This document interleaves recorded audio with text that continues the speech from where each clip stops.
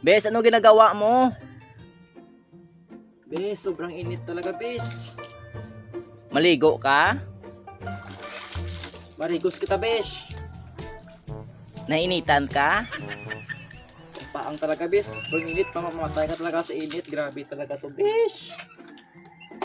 May pupuntahan tayo eh. Mayroon kami nagbibigay doon na ayuda. Ha? Saan ba tayo pupunta? Sa ayuda? Saan ayuda? Bes, tara na. May ayuda doon? Maligo muna tayo, bes. Ang mag-init. May kukunin tayo ng pera, ayaw mo? Ano, sila may utak? Mindset ba? Mindset.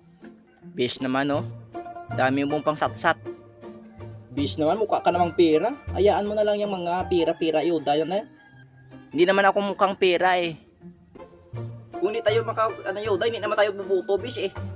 Gusto natin kumuha ng pera para pambili tayo ng mga pangailangan natin. Kung hindi sila bibigay ng pera ng ayuda nila, hindi tayo bubuto sa kanila. Yun lang, bis. Mindset din ba? Kukunin natin yung pera nila at saka siyempre alam mo na. Real talk yung bis ha. Kung may ibigay sila, kunin natin.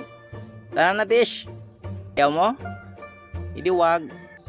Sige na, bis. Akat na tayo.